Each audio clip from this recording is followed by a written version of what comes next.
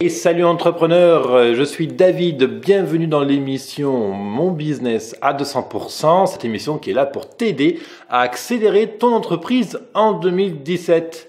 Tu peux retrouver mon émission tous les jours sur YouTube, Facebook, SoundCloud et iTunes et bien sûr sur mon blog biz200.fr, biz200.fr.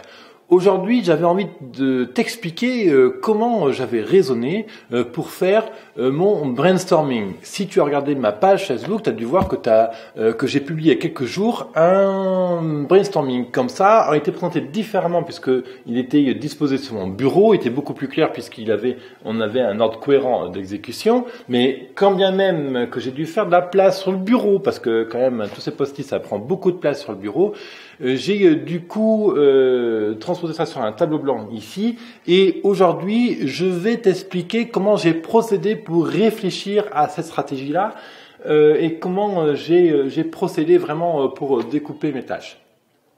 Alors, il faut savoir que tout de suite là tu peux retrouver aujourd'hui la formation qui sort comment définir son plan de route pour réussir et atteindre ses ambitions en 2017. C'est une formation qui se trouve sur biz100.fr/go/plan 17. Dans tous les cas, tu as le lien qui s'affiche ici ou dans lui comme info ou même dans la description en dessous.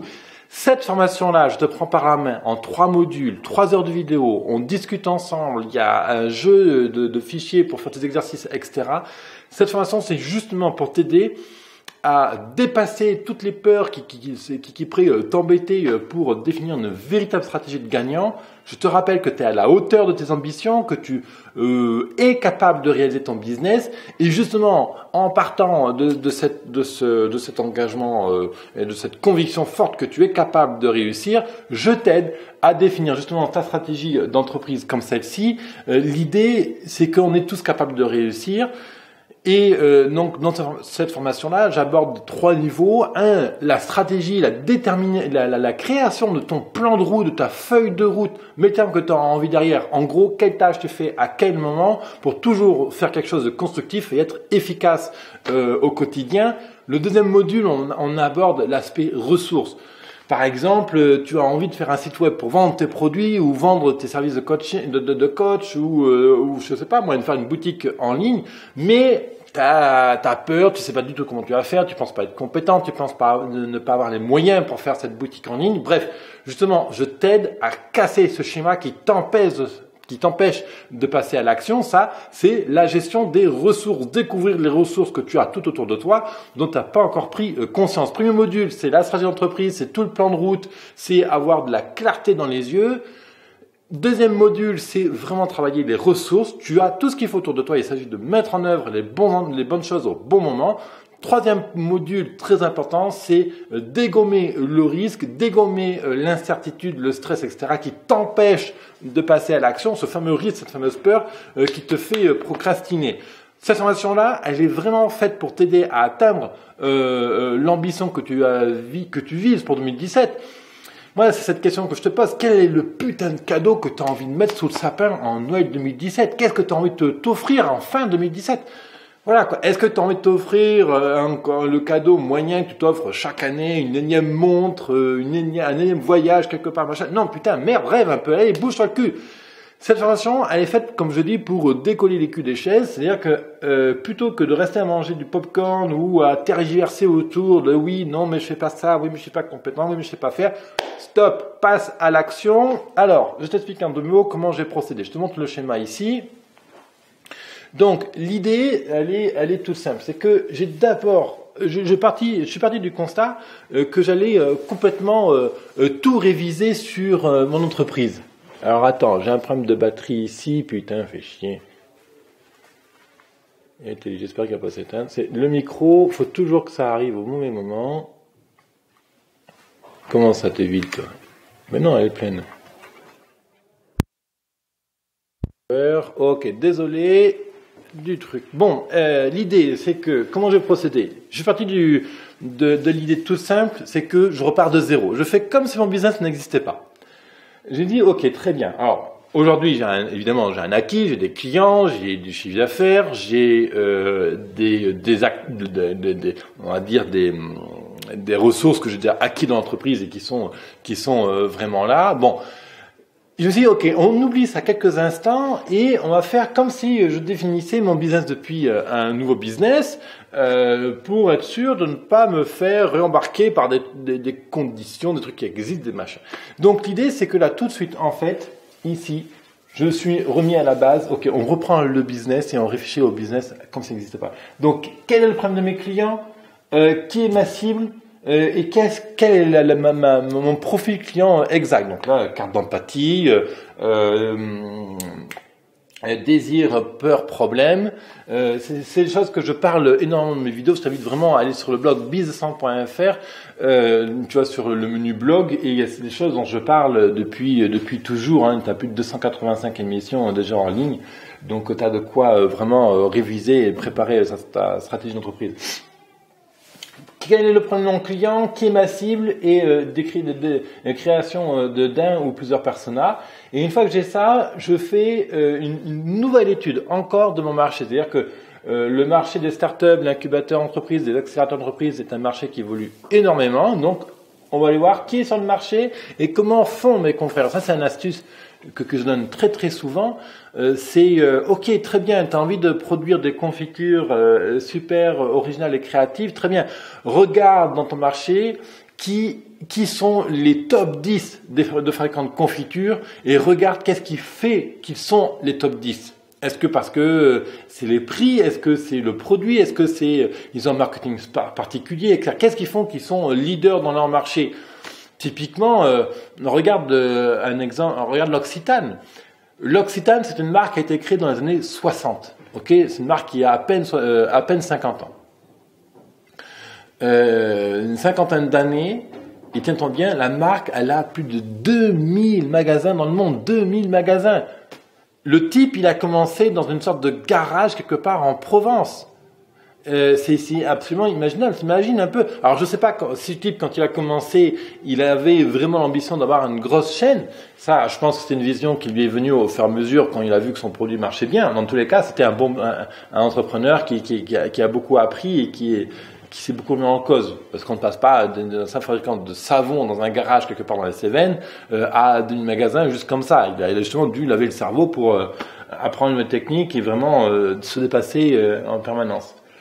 Pourquoi je suis venu à ça? Oui, pour connaître le marché. Donc, justement, toi, quand on a travaillé sur la stratégie d'Intimou qui font des huiles essentielles bio en Corse, qui sont mes clients depuis maintenant plus d'un an, ou un an et demi, je sais plus. Première chose qu'on a fait, ok. Qui sont vos premiers concurrents d'huile essentielle en bio, Corse ou sur le territoire français, de qualité vraiment disons, voilà. Et puis on regarde qu'est-ce qu'ils ont fait. Voilà. Et typiquement, on a regardé le marketing en détail de l'Occitane, et c'est de là où j'ai mieux compris ma fameuse cible client en fait. Et donc c'est une architecture. Comme je dis, ça sert à rien de réinventer la roue. S'il y a des gens à côté de toi qui ont réussi, qui ont fait des super beaux business, ben regarde comme ils ont fait, apprends d'eux, quoi. Donc ici, comment j'ai raisonné sur mon plan de route pour donner les différentes étapes? Je réétudie mon business model et je redéfinis mon business model. C'est exactement ce qu'on voit dans la formation en ce moment, qui va paraître donc aujourd'hui sur business100.fr/go/plan 17. Dans tous les cas, tu as la description juste en dessous. Une formation que tu dois pas manquer si tu veux réussir en 2017. Business model, et ensuite, je me suis dit, ok, pour faire ce business model, qu'est-ce qu'il faut faire pour le mettre en œuvre, pour l'exécuter? Donc là, par contre, pour le coup, j'ai commencé à regarder qu'est-ce que j'avais déjà produit depuis la création de mon blog en 2014, qu'est-ce qui était existant et qu'est-ce que je devais garder tel quel, qu'est-ce que je devais modifier, qu'est-ce que je devais supprimer pour reprendre. Et donc là, c'est là où on commence à regarder l'aspect purement marketing. Donc on a ici l'aspect tunnel. Alors les post-it ici, c'est pas des vrais post-it, c'est des post-it un peu bas de gamme et ils sont tout le temps en train de vriller. Donc ici, une fois que j'ai travaillé mon business model, je travaille mes tunnels de vente, tunnels d'acquisition, tunnels d'activation, tunnels de fidélisation, etc. Et très très important, je mets en place des KPI. Et dans les KPI, ces indicateurs à mesurer. Je mets en place tout ce business-là, mais qu'est-ce que je mesure pour voir si je suis efficace ou pas, ou aussi pour voir si mes décisions sont les bonnes ou pas. Une fois que j'ai ça, j'ai quelques tâches parallèles à faire, comme je vais changer de CRM pour la gestion d'entreprise, je souhaite être plus performant au niveau du plan financier et de la gestion de la trésorerie, je souhaite aussi améliorer la sécurité de mon blog. Bref, ça ce sont des tâches parallèles qui ne font pas la clé de mon business, mais qui sont très très importantes bien entendu. Ensuite, une fois que j'ai déterminé mon business model et comment j'allais travailler ce qu'on appelle le customer de journée, hein, on en a parlé dans les vidéos précédentes, eh bien, je me suis attelé à l'exécution. Donc l'exécution, c'est comment je mets en œuvre tout ça. Donc là, hop, je tourne un peu la caméra. Ici, j'ai Business Temple, une grosse colonne Business Temple. Business Temple, tu sais, c'est mon espace de formation privée en ligne. D'ailleurs, comme tu vas t'inscrire à cette formation-là, avec le lien en dessous, justement, après ton inscription, tu vas arriver dans Business Temple. Business Temple, c'est mon centre de formation privé en ligne, dont une partie est gratuite, l'autre partie est payante. Donc là, je reprends Business Temple à zéro. Tu sais, je conseille souvent de faire les choses. Passe à l'action. Tu sais pas comment tu vas produire, c'est pas grave. Passe à l'action. Alors ça marche pas pour tout le monde. Certaines personnes vont préférer vraiment réfléchir en amont, etc. Mais moi, je sais que si je commence à réfléchir, je réfléchis trop et je passe jamais à l'action. Donc du coup, ok. En août dernier, je passe à l'action et je crée Business Temple. Et c'est la version que tu vois à l'heure actuelle. Business Temple aujourd'hui est très très loin d'être parfait. C'est un peu bordélique, c'est pas toujours très très fonctionnel. C'est une version bêta. Ça suffit pour que mes clients puissent se connecter, consulter leur formation, apprendre, etc., discuter avec moi et tout. Et voilà. Mais c'est pas du tout le résultat que je souhaite d'une manière définitive. Donc là, je me penche vraiment sur Business Temple version 2. Quelles sont les features, donc les fonctionnalités que je souhaite vraiment avoir à l'intérieur. Et puis après, donc découle toute l'exécution de mon blog. Donc là, hop, je tourne encore un peu. Voilà.